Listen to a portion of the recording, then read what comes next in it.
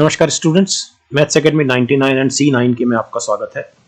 मैं Sanjay Mohan Bhatnagar, educator C9 के में, और आपके लिए मैंने तैयार किया है MPPSC प्रीलिम्स में यूनिट 9 के लिए एक 100 MCQs का क्वेश्चन पेपर जो 5 फरवरी को आयोजित हुआ।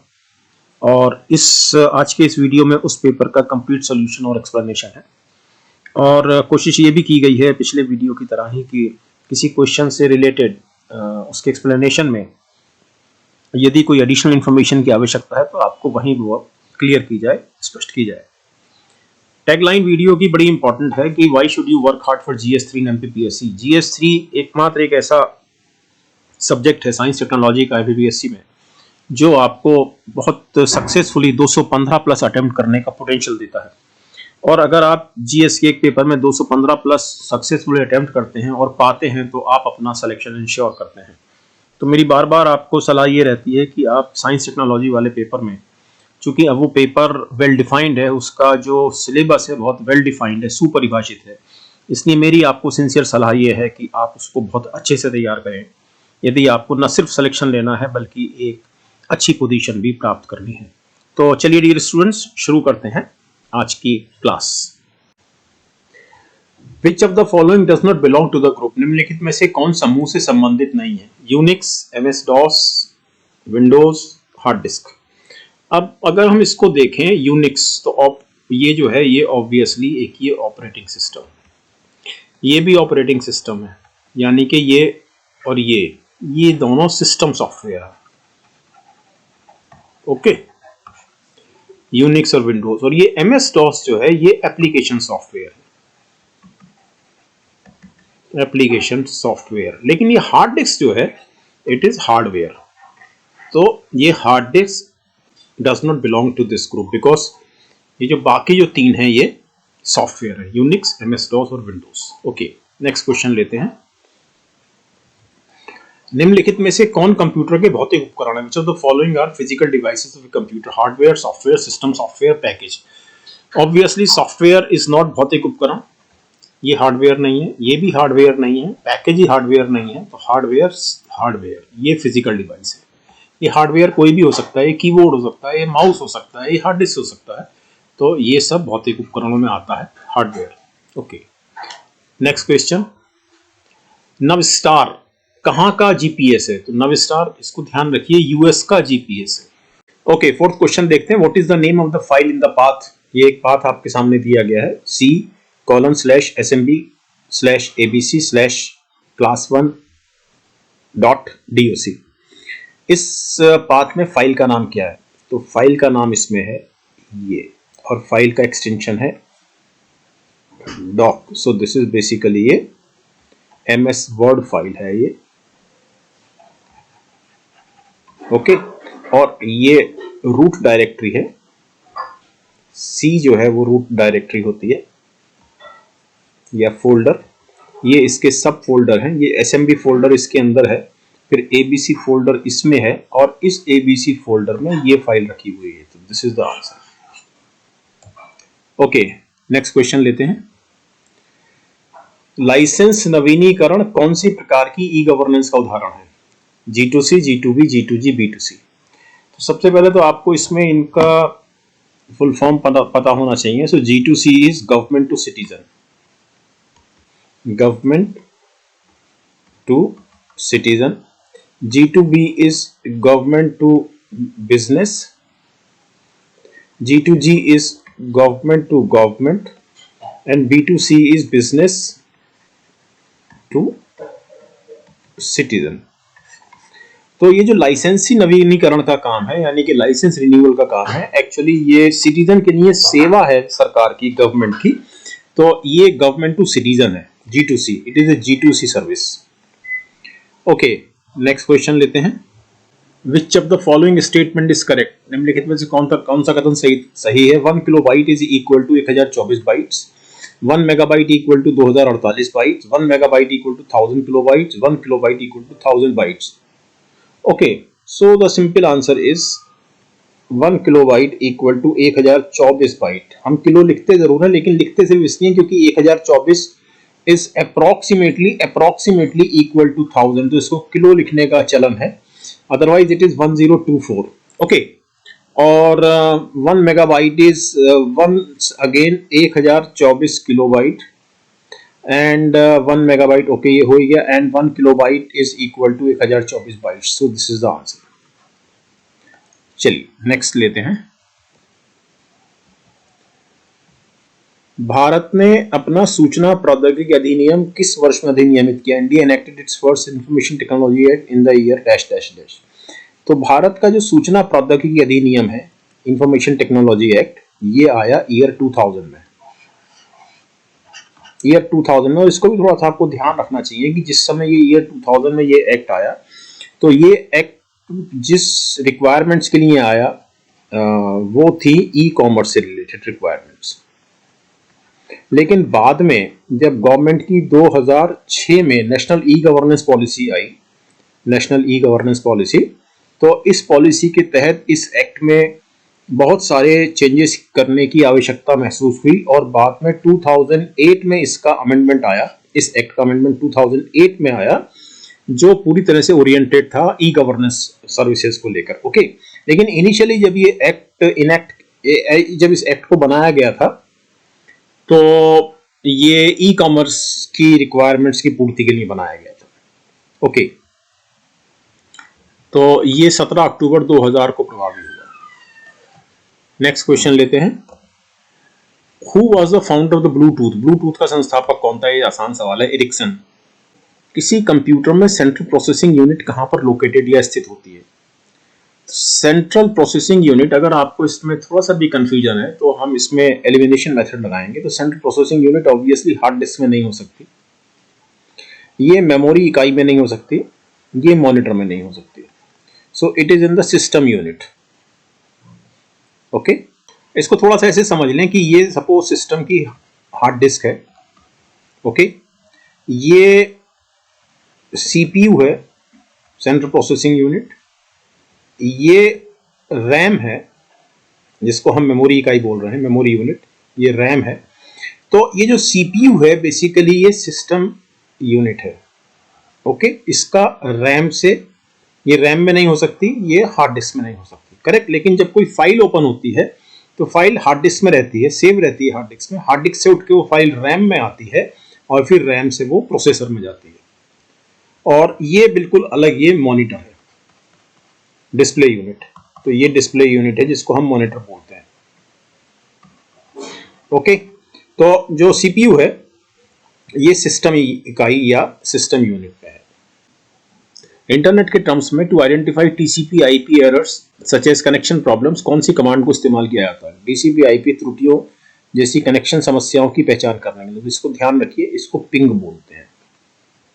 तो पिंग कमांड का इस्तेमाल किया जाता है टीसीपी आईपी में अगर कोई एरर आ रही है उसको जांचने के लिए। And what is TCP IP? So TCP is transmission control protocol and IP is internet protocol। Okay, तो जो इंटरनेट चलता है वो इन दो प्रोटोकॉल पे चलता है, उसको सब कंबाइंड रूप में टीसीपी आईपी बोलते हैं। कौन सा देश अपना खुद का सोशल मीडिया प्लेटफॉर्म जोगाजोग बनाने के लिए तैयार है? Which country is set to create its own social media platform called Jogajog? तो ये है बांग्लादेश। इनमें से कौन सी ई कॉमर्स लेन देन में बिचौलियों को खत्म करने का एडवांटेज है? Business to government, business to citizen, business to business, business to employ. Obviously business to citizen, business to citizen.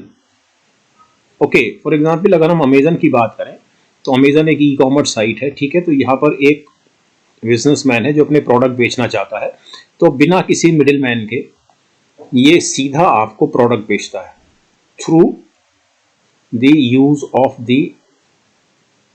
E services of Amazon. Okay, so this is B2C।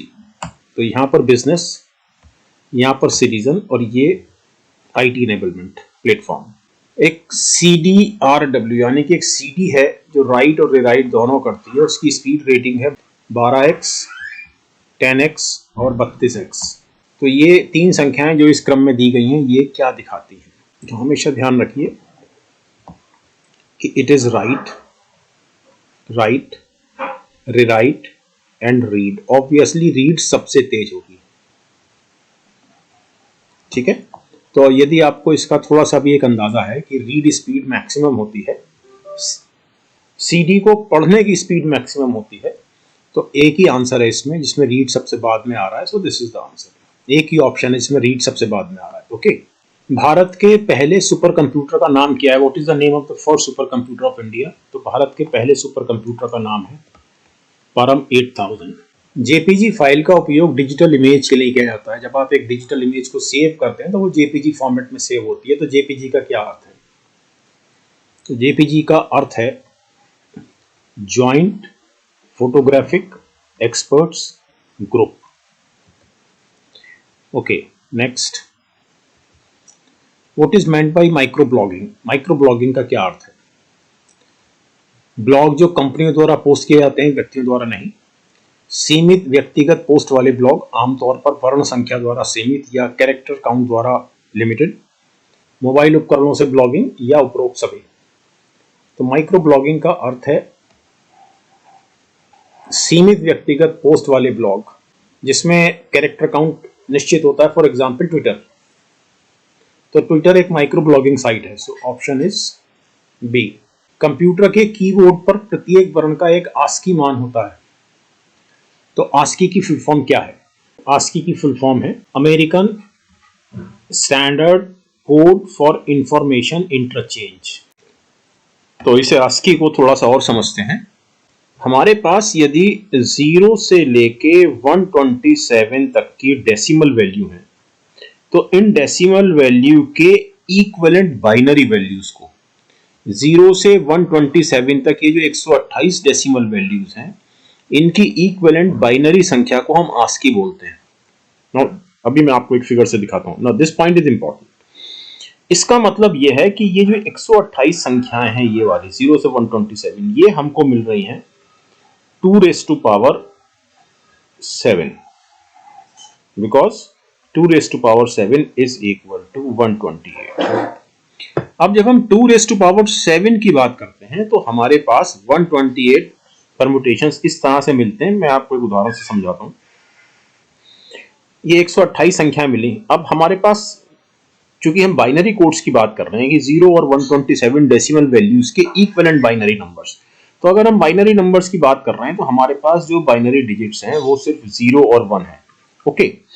तो अब अगर हम इसमें सबसे पहला नंबर लें, फॉर एग्जांपल 0 नंबर लें, तो 0 का इक्विवेलेंट बाइनरी कोड है ये। ओके। अगर हम 1 की बात करें, 1 डेसिमल नंबर की बात करें, तो इसका इक्विवेलेंट बाइनरी कोड है ये, एंड सो ऑन। तो इस तरह के हमारे पास 128 परम्यूटेशंस मिलेंगे जिसमें हम बाइनरी डिजिट्स का इस्तेमाल कर रहे होंगे, और ये जो बाइनरी कोड्स हमको मिलेंगे 128, इसको हम बोलेंगे आस्की। अब आप इस फिगर को देखें जरा। ये फॉर एग्जांपल एक डेसिमल नंबर 0 है, इसका इक्विवेलेंट बाइनरी कोड ये है। सो दिस रिप्रेजेंट, देखिए ये 0 डेसिमल इक्विवेलेंट बाइनरी, इसके 0, ये वाला नंबर है, it represents null computer keyboard पर। ओके, अब ये डेसिमल 1 देखते हैं। इसका इक्विवेलेंट जो बाइनरी कोड है ये बताता है स्टार्ट ऑफ हेडर। ये डेसिमल नंबर 2, इसका इक्विवेलेंट है ये बाइनरी, और ये बताता है स्टार्ट ऑफ टेक्स्ट। डेसिमल 3, इसका इक्विवेलेंट बाइनरी ये, and so on. For example back space. Decimal 8, equivalent binary ये बताता है बैक स्पेस कीबोर्ड का। यानी आस्की का मतलब ये है कि आप दुनिया भर के किसी भी कंप्यूटर का इस्तेमाल करेंगे, उसमें बैक स्पेस के लिए यही कोड इस्तेमाल हो रहा होगा, जिसका इक्विवेलेंट डेसिमल नंबर है 8। Probably the point is very clear. Okay. अब और इसमें देखते हैं, for example carriage return. Decimal 13, equivalent code binary ये। तो आप दुनिया में कोई सा भी कंप्यूटर उठा लें, उसमें कैरेज रिटर्न के लिए यही कोड इस्तेमाल हो रहा होगा। This is ASCII. मैं और उदाहरण लेता हूं आपके सामने। फॉर एग्जाम्पल कैंसल, कैंसल के लिए डेसिमल कोड 24 का equivalent binary code. Point is clear. Escape keyboard पर बटन होता है एक्सट्रीम लेफ्ट में, तो इसके लिए डेसिमल नंबर 27 इक्विवेलेंट कोड ये। तो probably the point is very clear. तो हमारे पास 128 डेसिमल नंबर 0 to 127 इनके इक्विवेलेंट बाइनरी कोड कंप्यूटर में कीबोर्ड का कोई ना कोई बटन या कोई और ऑपरेशन का प्रतिनिधित्व करते हैं। फॉर एग्जांपल अगर हम डिलीट बटन की बात करें, एक्सट्रीम राइट हैंड साइड पर होता है कीबोर्ड में, तो ये 127 है, आखिरी नंबर है ये, और इसका इक्विवेलेंट कोड है ये बाइनरी। ओके, अब यहां पर एक इंटरेस्टिंग चीज ये है कि अगर आप ये देखें तो ये सारी जितने भी बाइनरी कोड हैं ये सब लिखे गए हैं 8 डिजिट में। ये देखिए ये सब 8 डिजिट में लिखे गए हैं। ओके, 1 2 3 4 5 6 7 8। Point is clear. जबकि हमारा काम 7 डिजिट में हो रहा था। ऑब्वियसली अगर 2 की घात 7 बराबर 128, तो हमारा काम 7 डिजिट में हो रहा था, और ये जो सारी डिजिट्स थी, जो 7 डिजिट्स थी, ये सब बाइनरी डिजिट्स थी, आइदर 0 और 1। तो हमने क्या किया, हमने इसको 8 डिजिट का बनाने के लिए सबके शुरुआत में हमने 0 लगाया है। ठीक, तो ये सब अब 8 डिजिट के कोड हैं। तो 8 डिजिट के हमको बनाने की जरूरत क्यों पड़ी? इसलिए पड़ी, ये भी थोड़ा सा समझ लीजिए कि 8 डिजिट करते ही मेरे पास 256 नंबर हो जाते हैं, और ये जो नंबर हैं ये हैं मेरे पास 0 से लेके 255 तक। ओके, अब हमारा काम इन 128 नंबर में चल रहा था। हमने बाद में 128 नंबर और क्यों लिए? इसलिए लिए कि जब आप ये देखेंगे एक्सटेंडेड आस्की, यानी कि ऐसे सिंबल्स जिनकी हमको आवश्यकता पड़ती है टेक्स्ट में, कंप्यूटर में टाइप करते समय, उन सिंबल्स के लिए हमको कोई ना कोई एक बाइनरी कोड देना था। तो बाइनरी कोड हमारे एग्जॉस्ट हो गए थे 128 बाइनरी कोड में। जो हमने 0 to 127 की बात की, उसमें हमारे सारे बाइनरी कोड एग्जॉस्ट हो गए थे। तो अब 128 से लेके 255 तक के जो डेसिमल नंबर्स हैं, जो डेसिमल नंबर है 128 से लेके 255 तक के, इनके जो इक्विवेलेंट बाइनरी कोड है, उनसे हमने कंप्यूटर्स के सिंबल्स में उनका इस्तेमाल किया। The point is clear. तो अब हमको 256 बाइनरी नंबर्स मिल गए हैं equivalent to 0 to 255 decimal numbers. इसमें से शुरू के 128 आस्की हैं, और बाद के 128 एक्सटेंडेड आस्की हैं। ये जो एक्सटेंडेड आस्की हैं, ये तमाम जो सिंबल इस्तेमाल होते हैं कंप्यूटर में, आप एमएस वर्ड में देख सकते हैं कभी भी, उसमें इनका इस्तेमाल होता है। तो probably the ASCII is very clear. ठीक, तो ये जो मैंने अभी आपको समझाया इस टेक्स्ट में वही लिखा हुआ है। ओके, तो 128 आस्की हैं, डेसिमल अंक 0 से 127, और उसके पश्चात एक्सटेंडेड आस्की है। अब जैसे स्मॉल क्यू की बात करें तो स्मॉल क्यू के लिए डेसिमल 113 का equivalent binary code, small R के लिए डेसिमल 114 का इक्विवेलेंट बाइनरी कोड। कहने का आशय यह है कि आप दुनिया में कहीं भी जाएं, आपको स्मॉल आर के लिए डेसिमल 114 का इक्विवेलेंट बाइनरी कोड ही मिलेगा सारे कंप्यूटर्स में। ओके, इसीलिए इसको हम बोलते हैं American standard code for information interchange. Okay, अब अमेरिकन सिर्फ इसलिए बोलते हैं क्योंकि इजाद अमेरिका में हुआ। चलिए नेक्स्ट क्वेश्चन लेते हैं। यूनिकोड कितने बिट का कोड होता है? तो देखिए, अभी आपने पीछे पढ़ा कि कोई भी जो टेक्स्ट है, टेक्स्ट का कैरेक्टर बोलना चाहिए, जो कैरेक्टर है वो 8 बिट का होता है। अभी आपने पिछली स्लाइड पर पढ़ा है ना। लेकिन याद रखिए कि यूनिकोड में 2 बाइट इस्तेमाल होती हैं। Obviously 8 bit equal to 1 byte. जब हम यूनिकोड में काम करते हैं तो एक यूनिकोड 2 बाइट से लिखा जाता है, यानी कि वो 2 बाइट मेमोरी ग्रहण करता है। तो दिस इज 16 बिट कोड। अच्छा, यूनिकोड में मैं आपको एक चीज और समझा देता हूं कि फॉर एग्जांपल आप ये देख रहे हैं, ये यूनिकोड जो लिखा हुआ है ये हिंदी में लिखा हुआ है, but it is not true type font, it is Unicode font.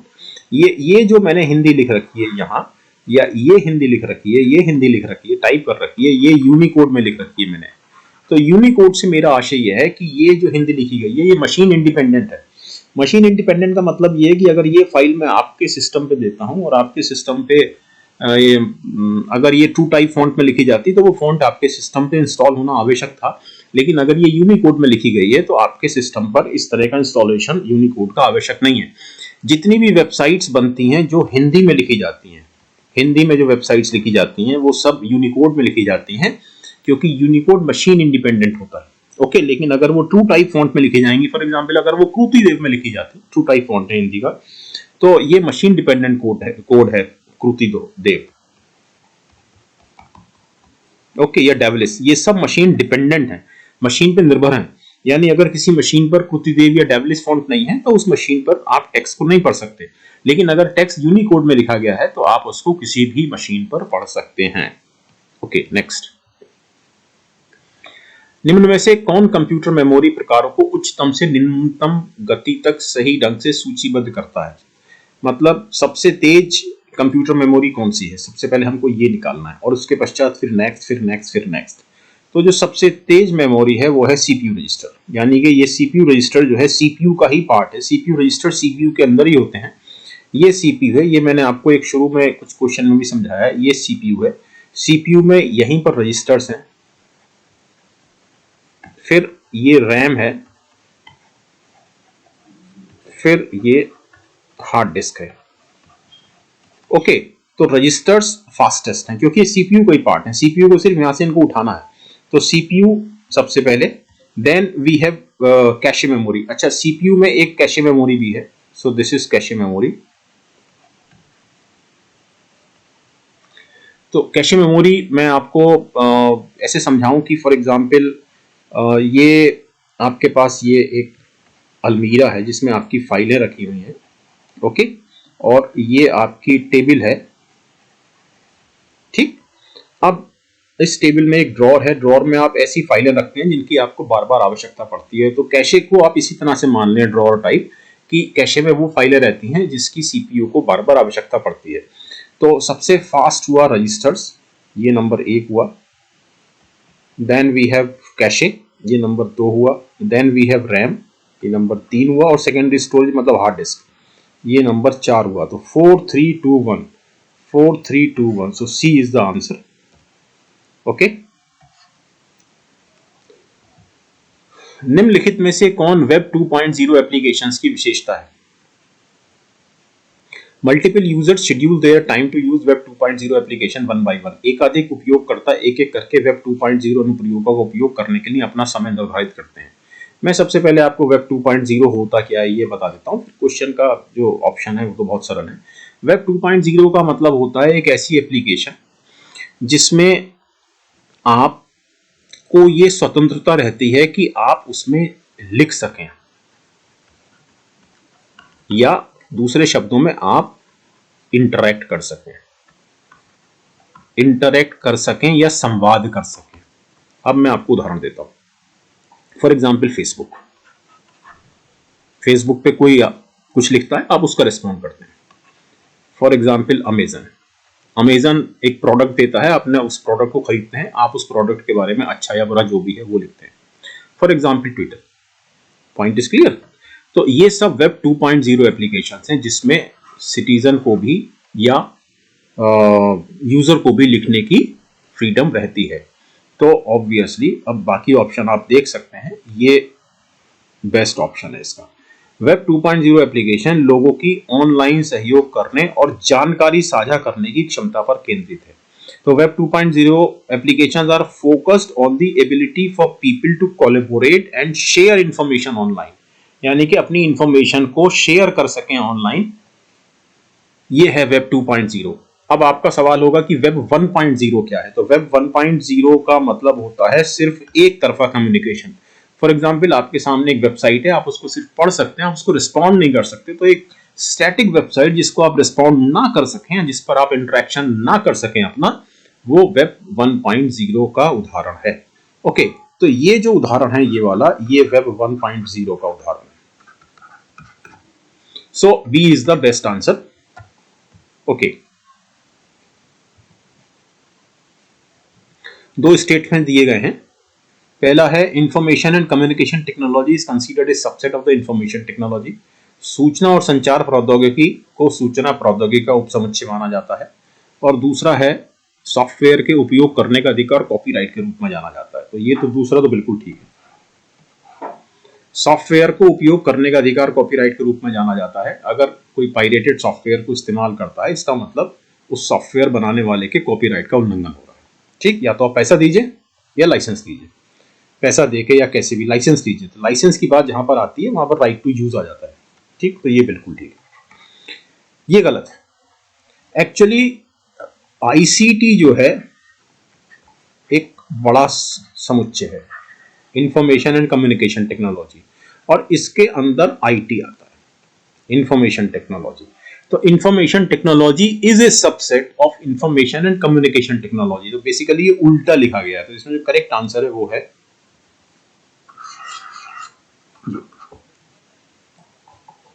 Okay.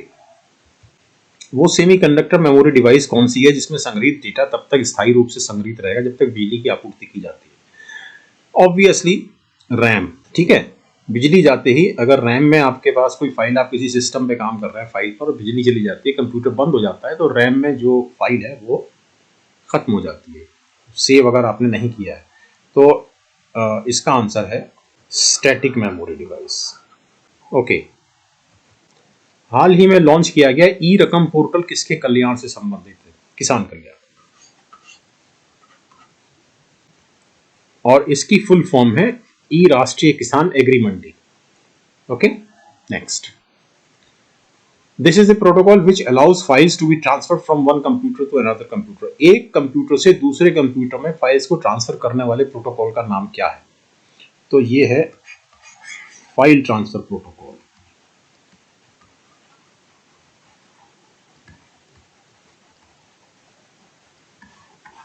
ये मैंने आपको शुरू में बताया था, TCP/IP है, transmission control protocol, internet protocol.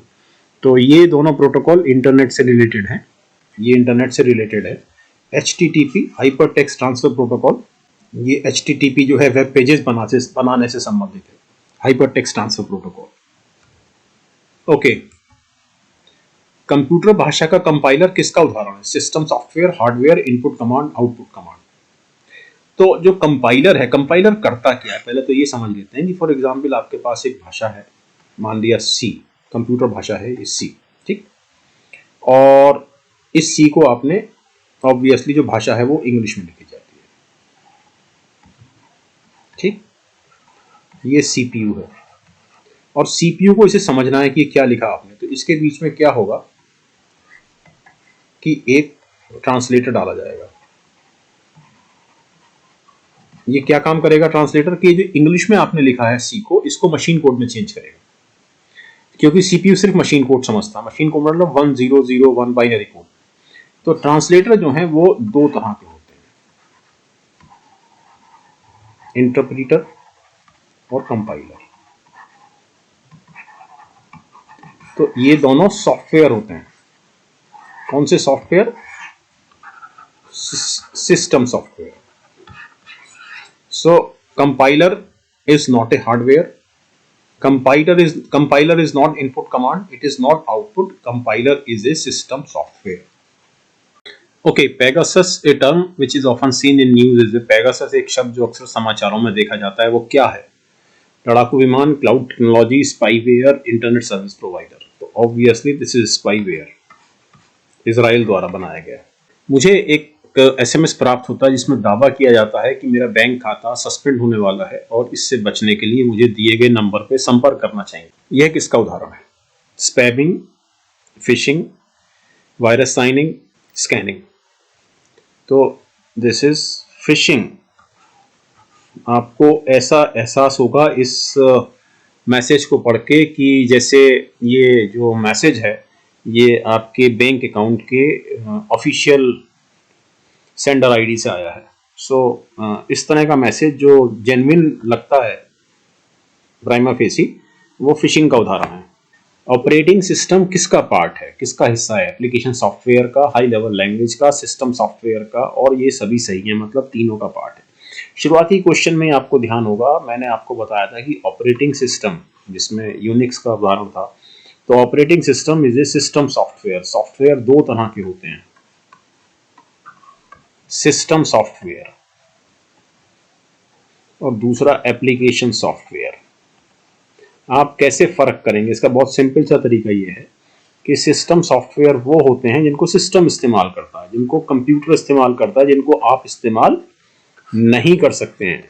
और एप्लीकेशन सॉफ्टवेयर वो होते हैं जिनको यूजर इस्तेमाल करता है, जिसको आप इस्तेमाल करते हैं। ओके, तो जो ऑपरेटिंग सिस्टम है that is used by the system, so this is system software. Okay, वह प्रक्रिया जिसके माध्यम से एक लेजिटिमेट वेबसाइट एक स्पेसिफिक लेजिटिमेट वेबसाइट होने का दावा करती है या दिखावा करती है, तो ऐसी घटना को बोलते हैं sniffing, spoofing, backdoors, war dialing. So this is called spoofing. Okay, निम्नलिखित में से कौन सा मोबाइल भुगतान एप्लीकेशन यूपीआई पर आधारित भारतीय राष्ट्रीय भुगतान निगम national payment corporation of India द्वारा विकसित किया गया है? MyGov, no, it is not a payment site या payment app. Umang mobile app है जिसमें केंद्र सरकार की और स्टेट गवर्नमेंट की सर्विसेज दी गई है। फोन पे निश्चित रूप से मोबाइल भुगतान है, लेकिन ये प्राइवेट सेक्टर का है। So this is Bhim, Bharat interface for money. Bhim is the answer. Okay, तो भीम को बनाया है एनपीसीआई ने, national payment corporation of India ने। किसी ओपन पावर पॉइंट प्रेजेंटेशन में कौन से शॉर्टकट की का उपयोग करके एक नई स्लाइड डाली जाती है या ओपन की जाती है या इंसर्ट की जाती है? So this is control M.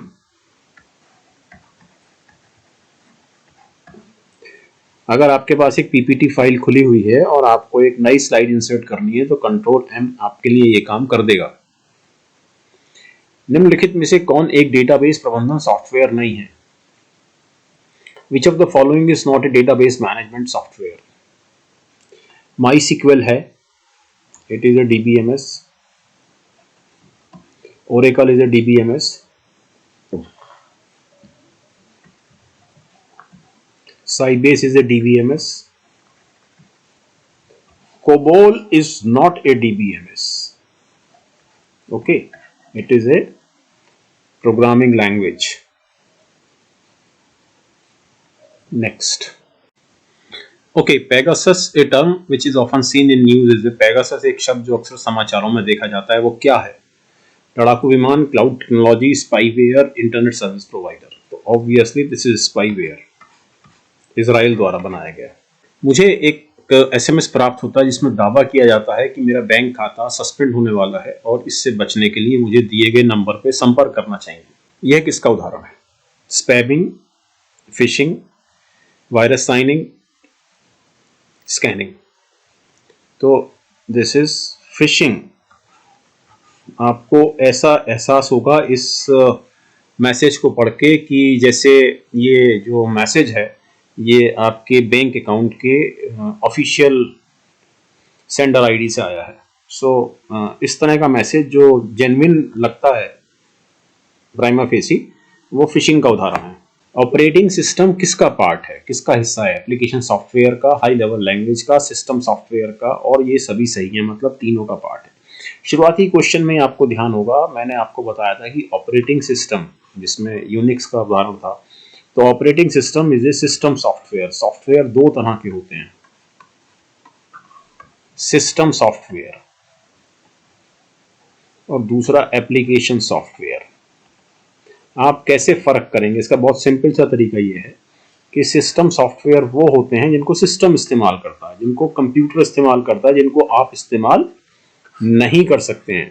और एप्लीकेशन सॉफ्टवेयर वो होते हैं जिनको यूजर इस्तेमाल करता है, जिसको आप इस्तेमाल करते हैं। ओके, तो जो ऑपरेटिंग सिस्टम है that is used by the system, so this is system software. Okay, वह प्रक्रिया जिसके माध्यम से एक लेजिटिमेट वेबसाइट एक स्पेसिफिक लेजिटिमेट वेबसाइट होने का दावा करती है या दिखावा करती है, तो ऐसी घटना को बोलते हैं sniffing, spoofing, backdoors, war dialing. So this is called spoofing. Okay, निम्नलिखित में से कौन सा मोबाइल भुगतान एप्लीकेशन यूपीआई पर आधारित भारतीय राष्ट्रीय भुगतान निगम national payment corporation of India द्वारा विकसित किया गया है। MyGov, no, it is not a payment site या payment app. Umang mobile app है जिसमें केंद्र सरकार की और स्टेट गवर्नमेंट्स की सर्विसेज दी गई है। फोन पे निश्चित रूप से मोबाइल भुगतान है, लेकिन ये प्राइवेट सेक्टर का है। So this is Bhim, Bharat interface for money. Bhim is the answer. Okay, तो भीम को बनाया है एनपीसीआई ने, national payment corporation of India ने। किसी ओपन पावर पॉइंट प्रेजेंटेशन में कौन से शॉर्टकट की का उपयोग करके एक नई स्लाइड डाली जाती है या ओपन की जाती है या इंसर्ट की जाती है? So this is control M.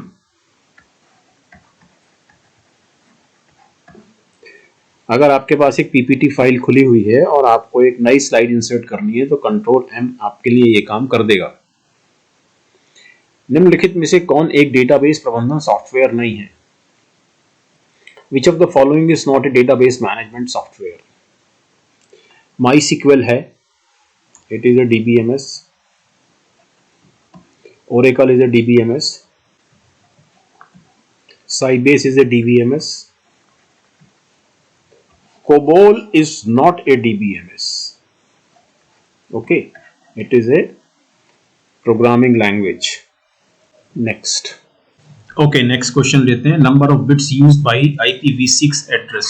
तो IPv6 एड्रेस में कितनी बिट्स का इस्तेमाल होता है, ये क्वेश्चन है। तो मैं इस क्वेश्चन को तो सॉल्व करता हूं, लेकिन मैं आपको एक्सप्लेन करूंगा कि IPv6 और IPv4 में क्या डिफरेंस है।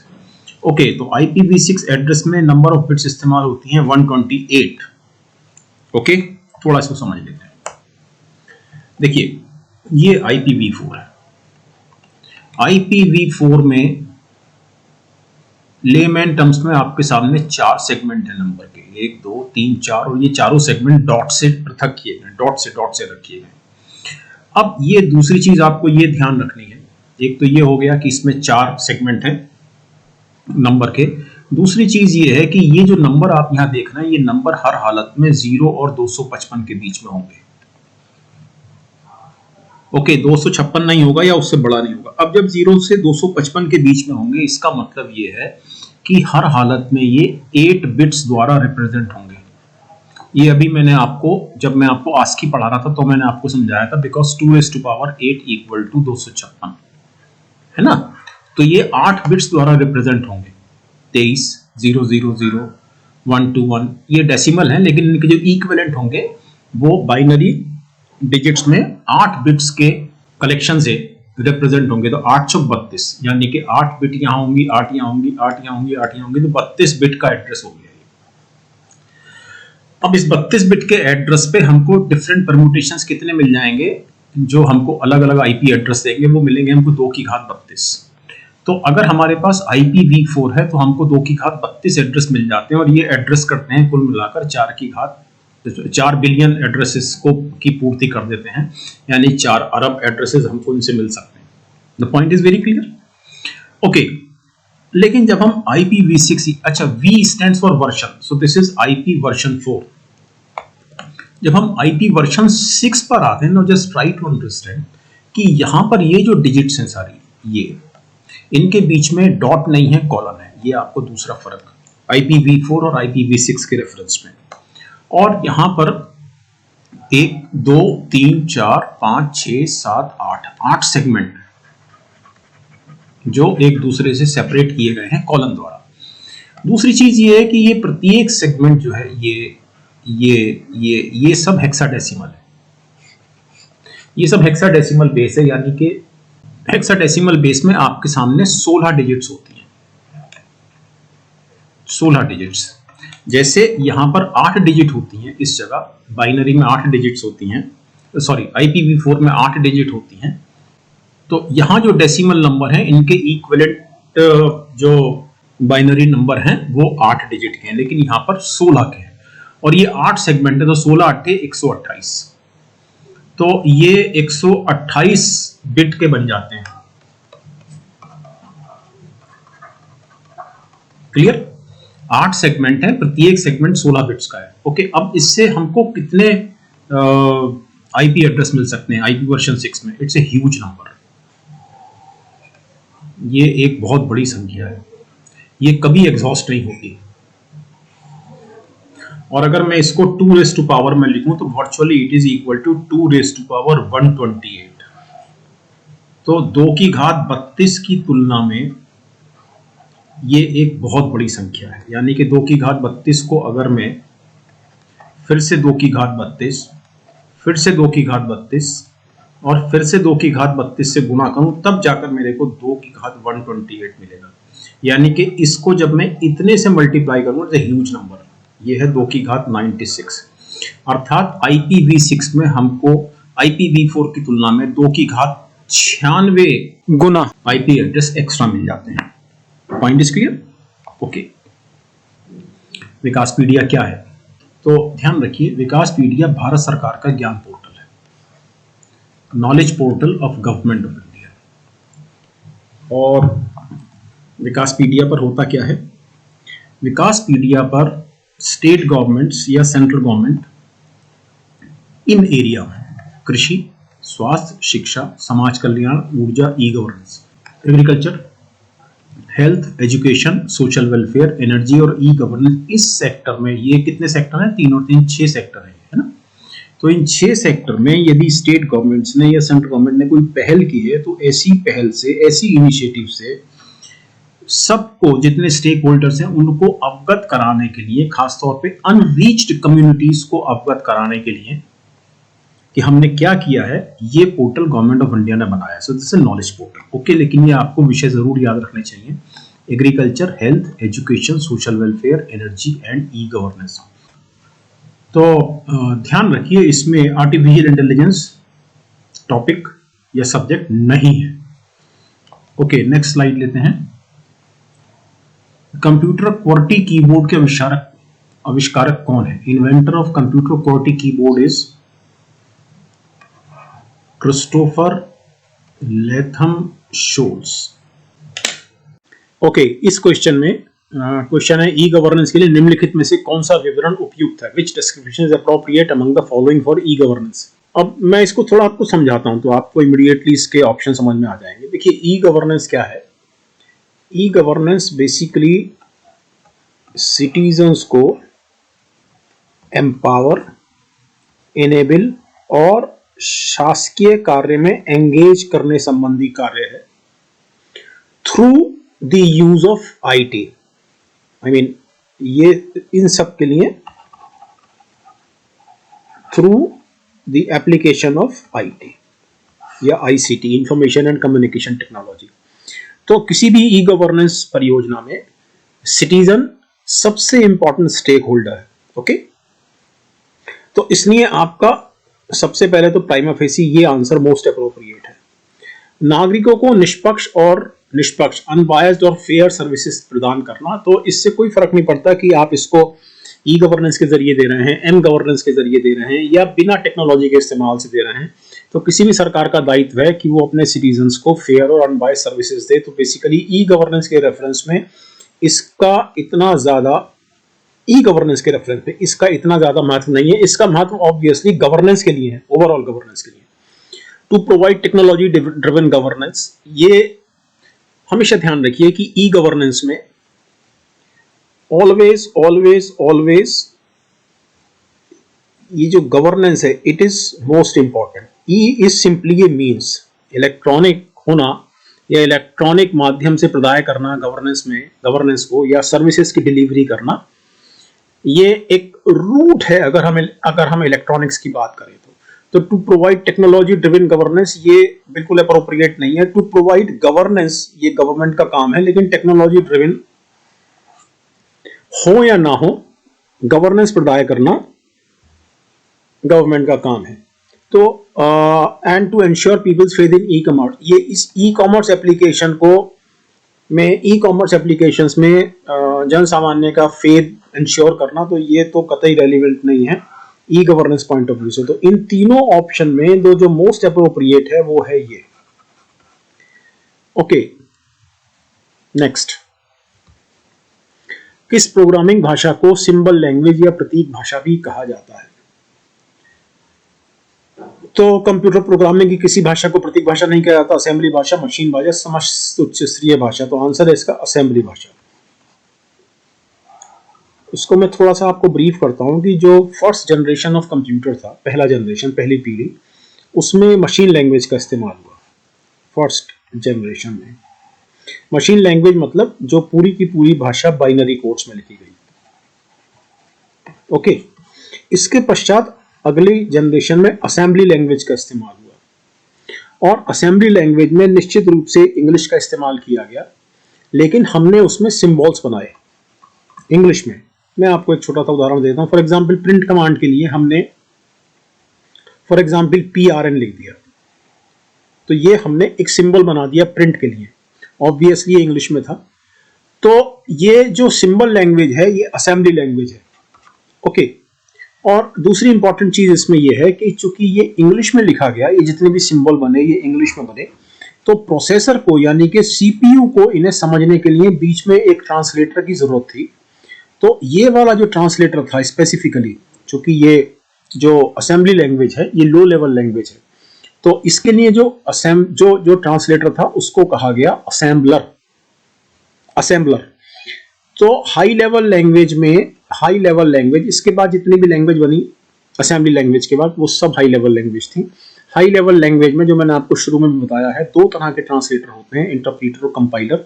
लेकिन लो लेवल लैंग्वेज में, असेंबली लैंग्वेज में, लो लेवल लैंग्वेज ये भी है लेकिन ये तो मशीन भाषा में लिखी गई है तो इसको ट्रांसलेटर की जरूरत एज सच नहीं है। लेकिन अगर हम लो लेवल लैंग्वेज में असेंबली भाषा की बात करें तो इसके लिए ट्रांसलेटर का नाम है असेंबलर। तो इस क्वेश्चन का जो हमारा जो आंसर है सिंबल लैंग्वेज वो है असेंबली भाषा।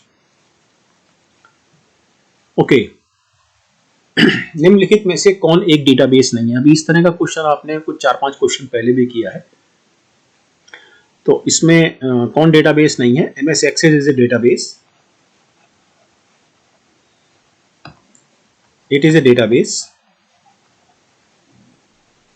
Oracle is a database, but MS Excel is not a database. ये उन काम के लिए, ये जो सॉफ्टवेयर उन कार्य के लिए समुचित है, बना हुआ है जहां पर कैलकुलेशन बहुत ज्यादा है। ओके, निम्नलिखित में से कौन सा मान बाइनरी कोड 1011 और 1111 का सही मान है? मैं इसको आपको उसको निकालना सिखा देता हूँ। ये बाइनरी कोड दिया गया है क्योंकि 0 और 1 में लिखा है, इसका इक्विवेलेंट डेसिमल कोड निकालना। जस्ट ट्राई टू अंडरस्टैंड इसको कैसे वर्कआउट करते हैं। इसमें कितनी डिजिट्स हैं? सबसे पहले आप डिजिट्स पढ़िए। इसमें डिजिट्स हैं 4, है ना, 1 2 3 4।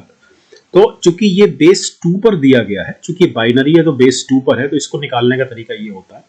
सबसे पहले पहला अंक उठाइए, पहली डिजिट उठाइए, 1 गुणा 2 रेज़ टू पावर, इसमें से 1 माइनस कीजिए 3। ओके, प्लस अगला उठाइए 0 गुणा 2 रेज़ टू पावर, अब 3 के बाद आइए 2 पर, प्लस अब ये उठाइए 1 गुणा 2 रेज़ टू पावर 1, और फिर आखिरी उठाइए 1 गुणा 2 रेज़ टू पावर 0। सो 2 दूनी 4 दूनी 8 प्लस 0, क्योंकि 0 से मल्टीप्लाई हो रहा है, प्लस 2 प्लस 1, 8 तो 10, सॉरी 8 तो 10 और 1 11, तो इसका इक्विवेलेंट है 11, और इसका इक्विवेलेंट हुआ सेम उतरेगा यही, लेकिन इसमें 0 की जगह यहां पर 1 है ना। तो ये हो जाएगा 8 प्लस, चूंकि यहाँ 1 है तो ये हो जाएगा 2 दूनी 4 प्लस 2 प्लस 1, तो 8 और 4 12 और 2 14 और 1 15। तो इसका हुआ 15। ओके, नेक्स्ट, विज्ञापनों की अतिरिक्त ब्राउजर विंडो जो ब्राउजिंग वेब पेज पर स्वचालित रूप से खुल जाती है। जैसे यहाँ पर आप एक वेबसाइट देख रहे हैं, तो यहाँ पर एक ऑलरेडी कई बार विज्ञापन चलने लगता है, एक ब्राउजर विंडो नई खुल जाती है। Okay, so this is called popup. Okay, so Google Chrome is one of the most popular. Google Chrome सबसे लोकप्रिय ऑब्वियसली ब्राउजर। तो गूगल क्रोम एक ब्राउजर है, हाँ गूगल सर्च इंजन है। अगर हम सिर्फ गूगल की बात करते हैं तो गूगल सर्च इंजन है, लेकिन गूगल क्रोम ब्राउजर है। ओके, नेक्स्ट क्वेश्चन लेते हैं। एंड्रॉयड डेवलपमेंट के लिए आधिकारिक भाषा कौन सी है? Which is the official language for Android development? Java. Okay. Internet का जनक किसे कहा जाता है? Who is called father of internet? Vint Cerf, Ray Tomlinson, Tim Berners-Lee, Bill Gates. So it is definitely Vint Cerf. Then Vint Cerf is the father of the internet. Ray Tomlinson ने ARPANET system के लिए पहला ईमेल प्रोग्राम बनाया, रे Tomlinson ने। Okay. Tim Berners-Lee ने 1989 में world wide web को इन्वेंट किया, का आविष्कार किया। और बिल गेट्स को फाउंडर है माइक्रोसॉफ्ट कॉर्पोरेशन के। 1975 में इसका गठन हुआ पॉल एलन के साथ। Okay, next.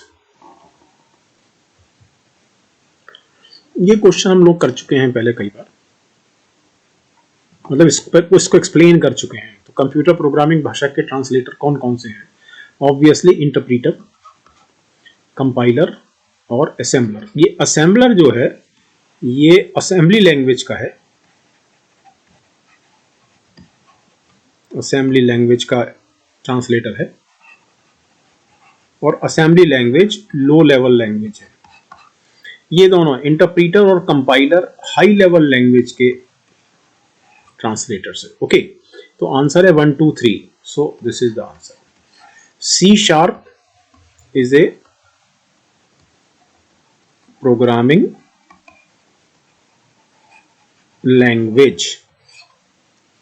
Okay, so this is the answer. GIF किसका एक्सटेंशन है? तो GIF इमेज फाइल का एक्सटेंशन है। ओके, वीडियो फाइल का एक्सटेंशन MP4 होता है, ऑडियो फाइल का MP3 होता है और वर्ड फाइल का DOC, डॉक। चलिए, पासपोर्ट सेवा कार्यक्रम के दूसरे चरण का ठेका किस कंपनी को मिला है? Which company has received the contract for the second phase of passport Seva programme? Okay, so this is Tata consultancy services, TCS। 1990 में आविष्कार किया गया पहला वेब ब्राउजर कौन सा है? Which one is the first web browser invented in 1990? So this is Nexus। और शुरुआत में इसका नाम था वर्ल्ड वाइड वेब।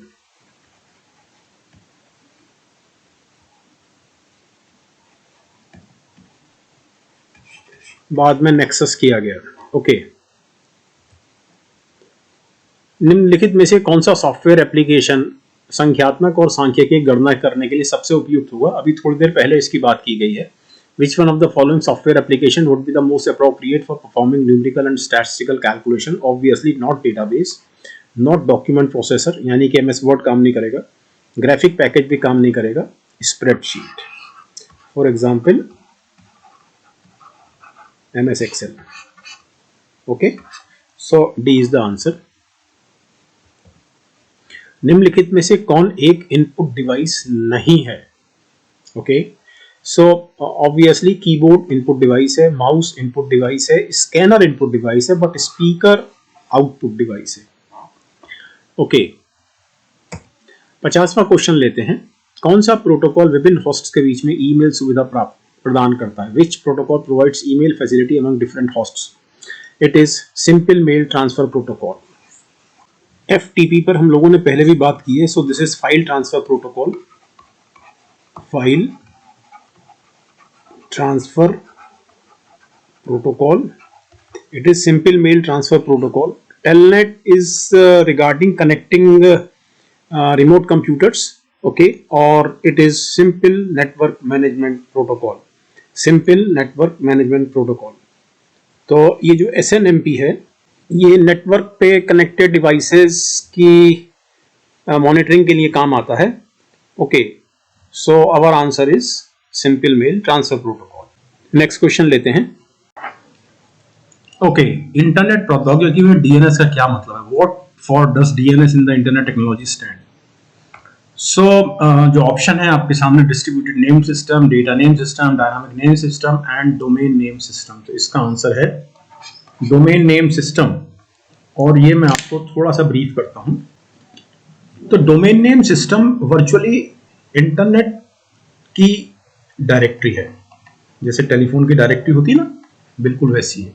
यानी आप एक URL लिखते हैं, फॉर एग्जाम्पल www.c9k.com। ओके, अब आप जैसे ये लिखते हैं तो ये तुरंत जो डोमेन नेम सिस्टम होता है, DNS होता है, इसका जो कॉरस्पॉन्डिंग IP है उसको सर्च करता है।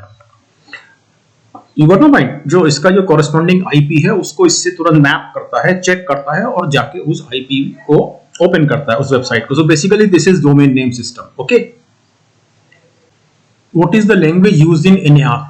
ENIAC में प्रयुक्त भाषा क्या है? ENIAC सबसे पहले कंप्यूटर्स में से था, और ये फर्स्ट जनरेशन कंप्यूटर था, फर्स्ट जनरेशन कंप्यूटर। ओके, और ऑब्वियसली चूंकि ये फर्स्ट जनरेशन कंप्यूटर था तो इसमें जो भाषा थी वो थी मशीन लैंग्वेज, जो बाइनरी कोड में लिखी जाती है।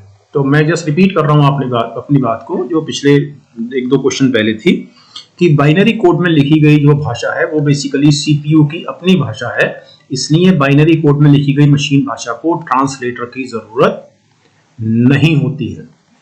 Okay, next, which country propose the social media basic expectation and deformation bill 2021? किस देश ने सोशल मीडिया मूल अपेक्षाएं और मानहानि विधेयक 2021 प्रस्तावित किया है?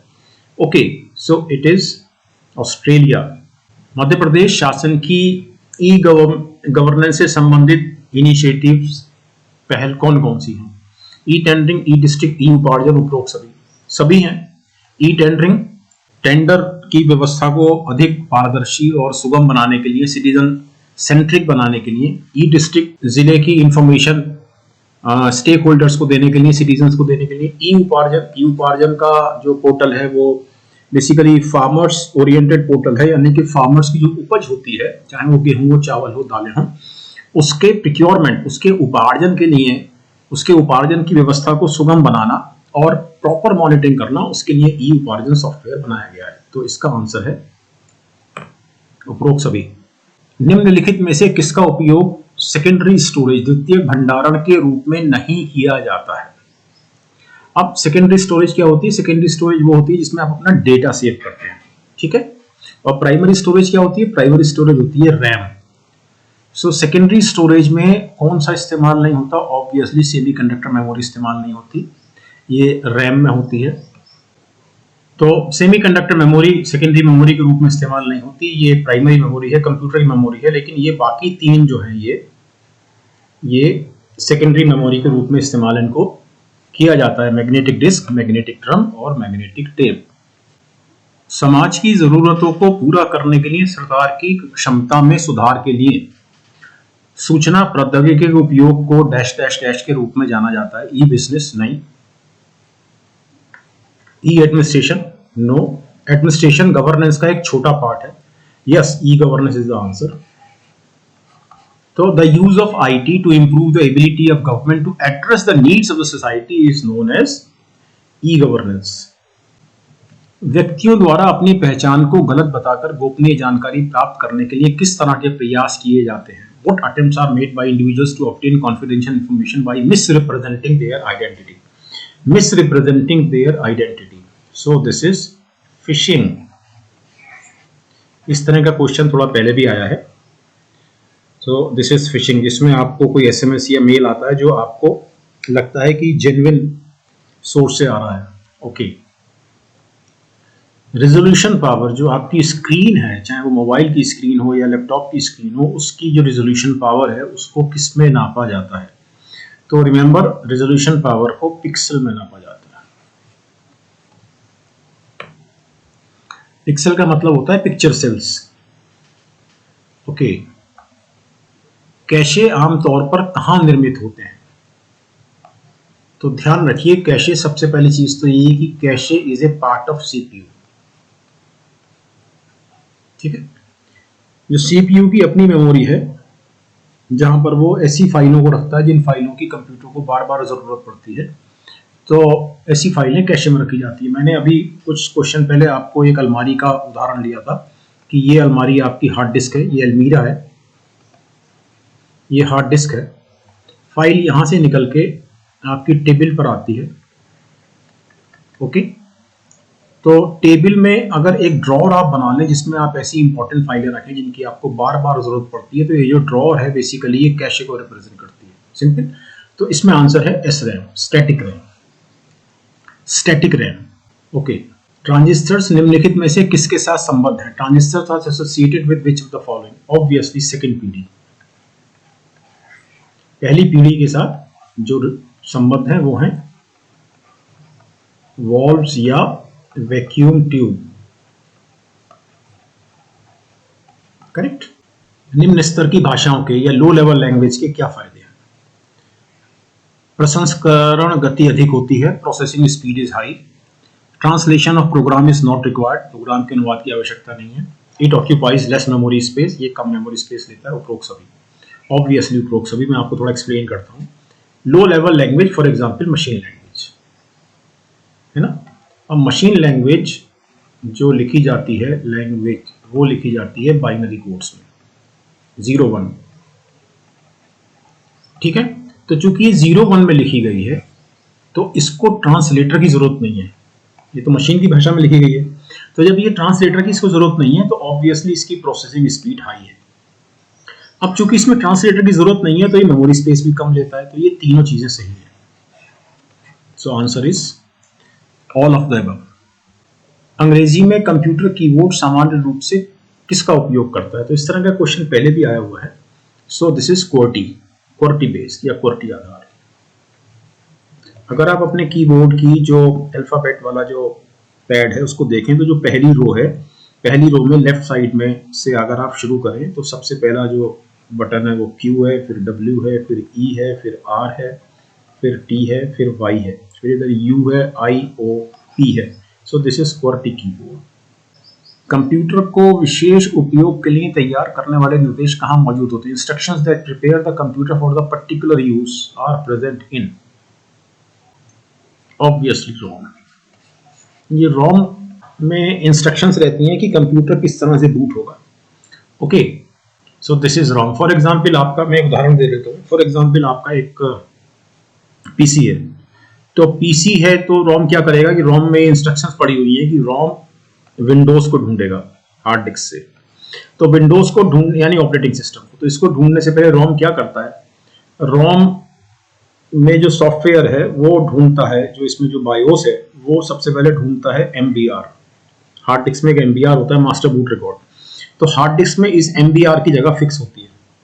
तो ये जो रोम है, चूंकि हमें पीसी के रूप में काम लेना है कंप्यूटर से, ये MBR को ढूंढता है और फिर MBR हार्ड डिस्क में विंडोज की एग्जीक्यूटिव फाइल को ढूंढता है और तब विंडोज लोड होती है सिस्टम में। ओके, सो आंसर है इसका रोम। प्रथम कंप्यूटर वायरस को किस रूप में जाना जाता है? Rabbit, creeper virus, Elk Cloner, SCA virus. So it is creeper virus. तो इसको बॉब थॉमस ने 1971 में लिखा था। ओके, तो ये सबसे पहला कंप्यूटर वायरस माना जाता है। एक्सेल में कौन सा फंक्शन ये जांचता है कि कोई कंडीशन सही है या नहीं? ओके, दिस इज आसान सिंपल क्वेश्चन है। इंटरनेट का पूर्ववर्ती कौन था? ये हम लोग पहले भी कई क्वेश्चन में इसका नाम सुन चुके हैं। सो ऑप्शंस हैं telnet, ARPANET, Usenet, intranet. ARPANET. तो आर्पानेट का आपको फुल फॉर्म जरूर याद रखना चाहिए, एडवांस्ड रिसर्च प्रोजेक्ट एजेंसी। ये तो आर्पा के लिए हुआ, और नेटवर्क का net, advance research project agency network. ये पहला wide area packet switch network था इस टेक्नोलॉजी पर, और इसमें डिस्ट्रीब्यूटेड कंट्रोल थे, और ये सबसे पहले नेटवर्क में से एक था जिसमें TCP/IP प्रोटोकॉल को इंप्लीमेंट किया गया। Which of the following is an extremely fast small memory between CPU and main memory? CPU ये है,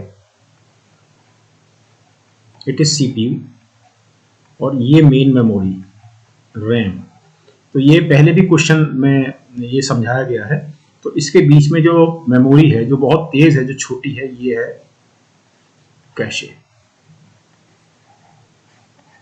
ओके, कैशे के बारे में मैं भी आपको कुछ क्वेश्चंस पहले बता के चुका हूं। चलिए 68th क्वेश्चंस, इस शब्द का क्या अर्थ है? तो इस शब्द का अर्थ है रूट डायरेक्टरी। ये फाइल का नाम नहीं है, अगर ये फाइल का नाम होता तो उसके आगे एक्सटेंशन होता, जिस तरह की फाइल होती। ये हार्ड डिस्क नहीं है, ये सब डायरेक्टरी नहीं है। सब डायरेक्टरी तब बनेगी जब मैं इसके आगे फॉर एग्जांपल एबीसी लिखूंगा, तो एबीसी एबीडी ये सब डायरेक्टरी है, लेकिन ये रूट डायरेक्टरी है। A virus type that is capable of transferring from one computer to another without any user interaction, बिना किसी उपयोगकर्ता संपर्क के एक वायरस जो एक कंप्यूटर से दूसरे कंप्यूटर में ट्रांसफर होता है, उसको किस रूप में जानते हैं? वर्म, ट्रोजन, की लॉगिंग या boot sector virus? So it is worm. इसको ध्यान रखिए। कंप्यूटर की जो रंगीन स्क्रीन होती है उसमें मौजूद कितने रंग होते हैं? तो उसमें मौजूद रंग होते हैं 3। कौन कौन से होते हैं ये मैं आपको बताता हूं। फुल डुप्लेक्स संचार चैनल का, कम्युनिकेशन चैनल का उदाहरण इनमें से कौन सा है? तो फुल डुप्लेक्स का मतलब क्या होता है कि ये यहां से किसी ने बात की, ये ए है, ये बी है, तो बी भी रिस्पॉन्ड कर पा रहा है ए को, मतलब two way conversation, okay, dialogue इसको बोलते हैं। तो जो फुल डुप्लेक्स कम्युनिकेशन है ऑब्वियसली वो टेलीफोन कन्वर्सेशन है। So, radio broadcasting is an example of simplex communication, एक तरफा कम्युनिकेशन। ओके, तो रेडियो में अगर आप रेडियो सुन रहे हैं तो आप रेडियो को रिस्पॉन्ड नहीं कर सकते। So, this is simplex. Television is again simplex. ये दोनों सिंप्लेक्स कम्युनिकेशन के उदाहरण हैं। वॉकी टॉकी एक समय में एक ही बोल सकता है उसमें व्यक्ति, तो this is half duplex. Walkie talkie is an example of half duplex, but telephone वार्तालाप या telephone conversation is full duplex. दोनों तरफ से बातचीत की जा सकती है। ओके, चलिए नेक्स्ट क्वेश्चन लेते हैं। HTTP स्टैंड्स फॉर, HTTP से क्या आशय है? तो ये पहले भी जिक्र हुआ है इसका। ये इंटरनेट, ये प्रोटोकॉल है वेब पेज डिजाइन करने के लिए। This is hyper text transfer protocol, hyper text transfer protocol. Okay, Lisp, Prolog और पाइथन क्या हैं? What are Lisp, Prolog and Python? Do remember, याद रखिए, ये प्रोग्रामिंग लैंग्वेज हैं आर्टिफिशियल इंटेलिजेंस के प्रोग्राम डेवलप करने के लिए। Okay, in the technology of measuring performance of artificial intelligence, artificial intelligence की जो प्रदर्शन है उसको मापने के लिए क्या टेस्ट है? वो है ट्यूरिंग टेस्ट। 4 ऑप्शन है, Turing test, logarithm, Boolean mathematics, algorithm. तो आंसर इज ट्यूरिंग टेस्ट। अभी कुछ क्वेश्चंस पहले ये था एक क्वेश्चन की कलर टीवी स्क्रीन या कलर मॉनिटर स्क्रीन पर कितने रंग होते हैं? तो आपने उसका आंसर दिया था 3 रंग। अब सवाल है कि वो 3 रंग कौन से होते हैं? कौन से प्राथमिक रंग टीवी स्क्रीन पर विभिन्न रंगों का उत्पादन करते हैं? डू रिमेंबर इंपॉर्टेंट क्वेश्चन है। It is RGB, red, green, blue. Okay, बाकी सब रंग इन्हीं के डिफरेंट कॉम्बिनेशन से बनते हैं। शतरंज के पूर्व विश्व विजेता गैरी कास्पारोव को हराने वाले उत्कृष्ट कंप्यूटर का क्या नाम था? What was the name of the best computer that defeated former chess world champion Garry Kasparov? Watson, Deep Blue, Johnson, Sophia. So answer is Deep Blue. Computer can not perform any task without, computer किस चीज के बिना कोई भी कार्य को नहीं कर सकते? बहुत सिंपल चीज है कि अगर कंप्यूटर में प्रोग्राम्स ही नहीं है, कंप्यूटर को बताया ही नहीं गया है कि क्या काम करना है, जो कि ऑब्वियसली आप एक सॉफ्टवेयर या प्रोग्राम के जरिए बताते हैं, तो कंप्यूटर किसी भी कार्य को नहीं कर सकते। Okay, simple. तो प्रोग्राम्स किसी भी कंप्यूटर के संचालन के लिए अपरिहार्य है, इंडिस्पेंसिबल। ओरेकल क्या है? ये अभी कुछ क्वेश्चंस पहले भी आपने इसको पढ़ा है।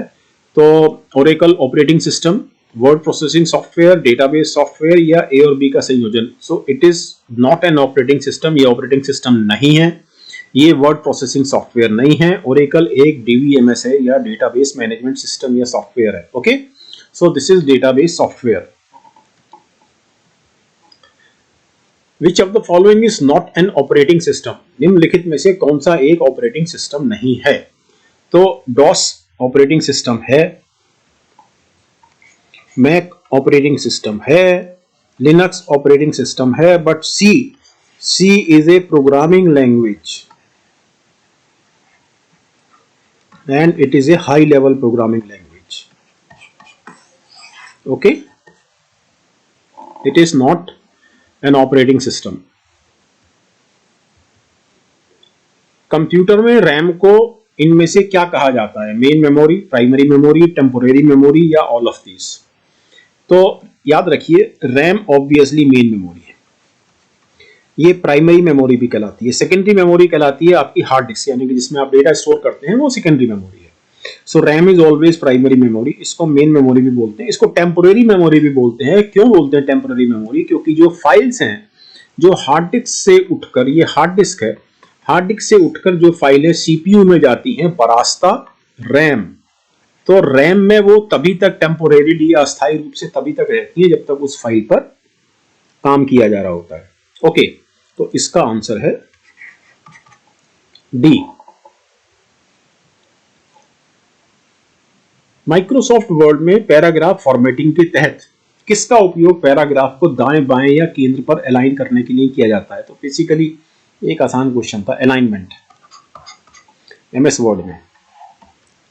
तो इससे आपका जो टेक्स्ट है उसको आप अलाइन कर सकते हैं, दाईं तरफ, बाईं तरफ, जस्टिफाइड, ओके, या सेंटर. ई गवर्नेंस परिदृश्य में सामान्य रूप से उपलब्ध सेवाएं कौन कौन सी हैं? Commonly available services in e governance scenario, ये मैंने शुरू में भी समझाया है. Government to citizen, government to business, government to employees. तो इसका आंसर है ऑल एबव. निम्नलिखित में से कौन सी संख्या बाइनरी नंबर है? ये एक बहुत आसान सवाल है.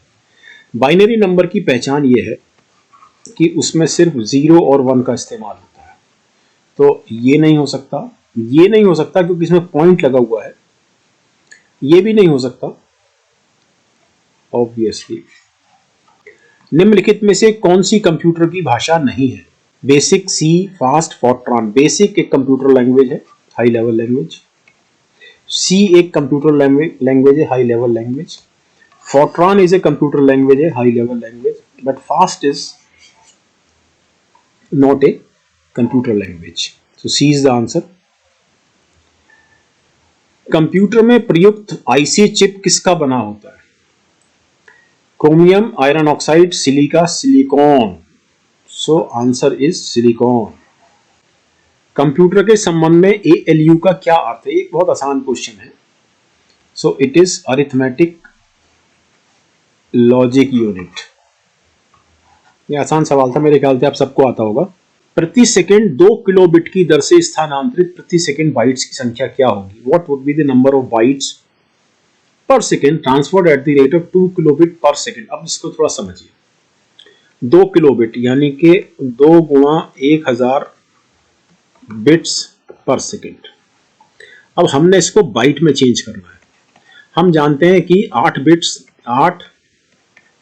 Bits equal to 1 bite. तो हम क्या करेंगे, इसको 8 से डिवाइड कर देंगे, और 8 से डिवाइड करते ही अब ये हो जाएगा बाइट पर सेकंड. तो ये हो गया 250.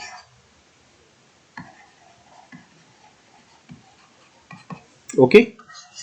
आरबीआई के नए फिनटेक विभाग, एक नया विभाग खुला है, फिनटेक डिपार्टमेंट ऑफ आरबीआई. कौन सा कथन सही है? It will regulate fintech innovations. Fintech नवाचारों को ये विनियमित करेगा, रेगुलेट करेगा और फैसिलिटेट करेगा international coordination on fintech.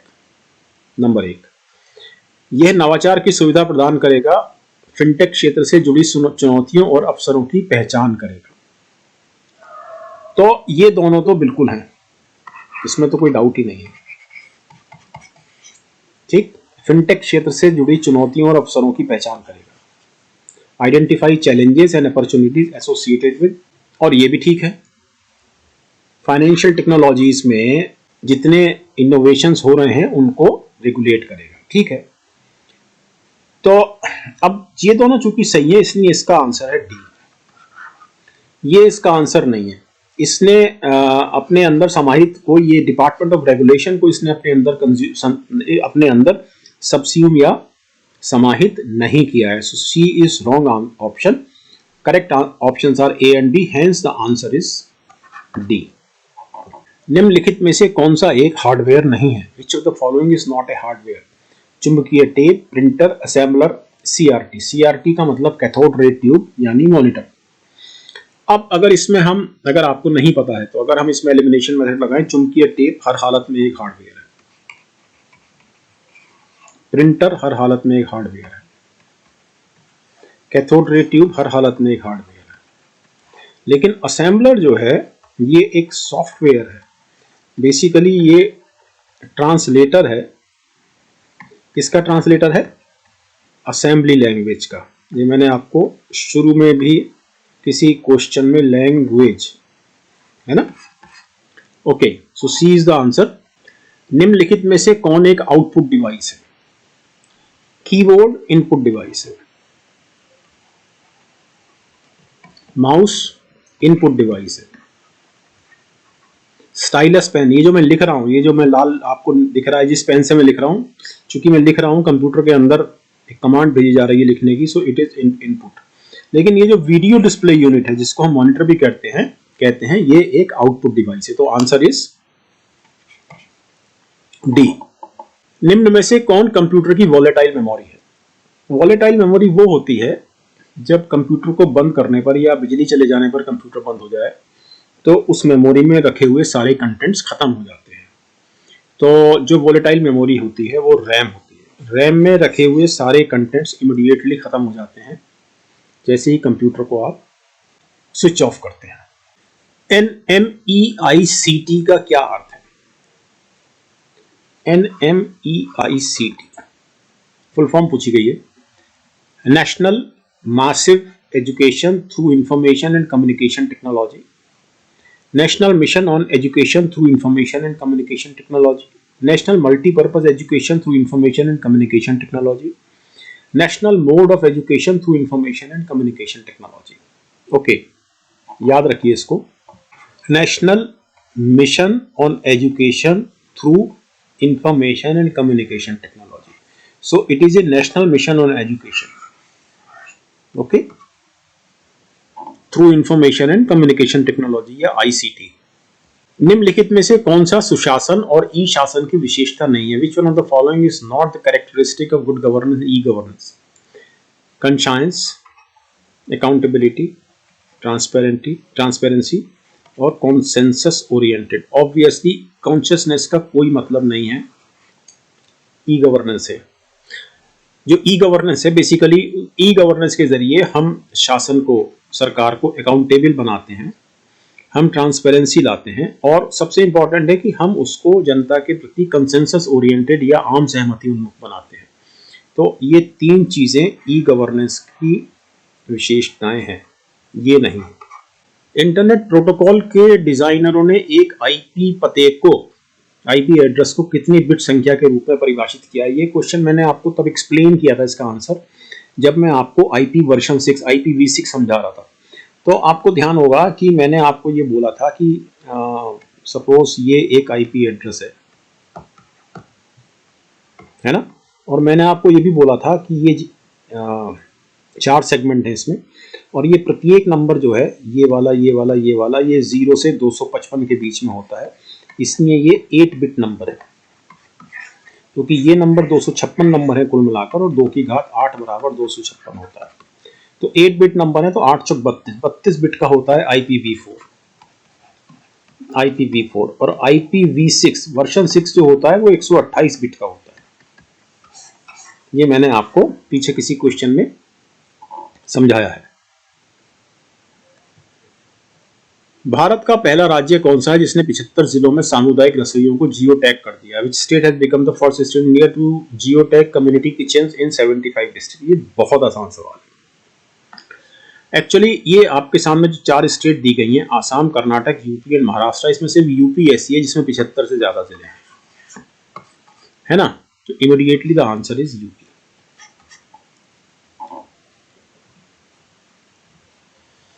QR code के विश्लेषण के लिए समिति के प्रमुख कौन है? इसकी रिपोर्ट आ चुकी है, QR कोड का इस्तेमाल कैसे किया जाए ऑनलाइन पेमेंट में, इसकी रिपोर्ट आ चुकी है, लेकिन इसके जो प्रमुख हैं वो हैं डीबी फाटक, इसको याद रखिए।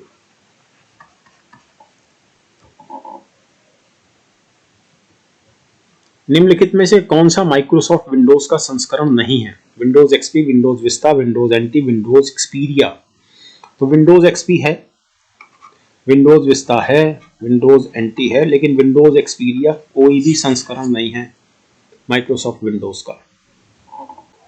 निम्नलिखित में से कौन एक नोटपैड का एक्सटेंशन है? तो नोटपैड का एक्सटेंशन ये नहीं हो सकता क्योंकि ये एमएस एक्सेल का है। पीपीटी पावर पॉइंट का है, एमएस पावर पॉइंट। और ये जो बीएमपी है ये पिक्चर का है जो आप पेंट ब्रश में बनाते हैं। तो आंसर है इसका .txt। ओके। एक कैरेक्टर में कितने बिट्स होते हैं? एक कैरेक्टर है हाउ मेनी बिट्स। ऑब्वियसली एक बाइट का एक कैरेक्टर होता है, पीछे भी किसी क्वेश्चन में ही बात आई है, लेकिन वहां पर एक्चुअली यूनिकोड पूछा गया था शायद। यूनिकोड में आपको जरूर ध्यान रखना चाहिए, यूनिकोड बेसिकली 2 बाइट से लिखा जाता है।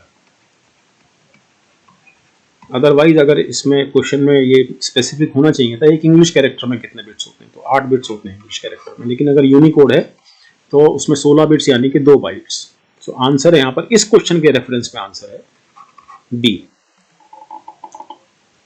और लास्ट क्वेश्चन देखते हैं। ये शुरू में बताया गया था कि विकासपीडिया पर कौन सा विषय नहीं है, तो विकासपीडिया पर शुरुआत में एक क्वेश्चन था और वहीं पर मैंने आपको कहा था, जब मैं आपको विकासपीडिया के बारे में समझा रहा था कि गवर्नमेंट ऑफ इंडिया का नॉलेज पोर्टल है, मैंने कहा था कि उसमें आर्टिफिशियल इंटेलिजेंस नहीं है ना। उसमें कृषि है, सामाजिक कल्याण है, शिक्षा है, ई गवर्नेंस है, वो सब है, लेकिन ये नहीं है। So D is the answer. तो thank you very much dear students. और मिलते हैं अब हम नेक्स्ट क्लास में। तो आज का ये जो पेपर आपने सॉल्व किया है, ये वो पेपर है जो C9K ने 5 फरवरी को जो पेपर लिया था यूनिट 9 पर 100 क्वेश्चंस का, उसका कंप्लीट सॉल्यूशन। ओके स्टूडेंट्स, मिलते हैं नेक्स्ट क्लास में। Thank you.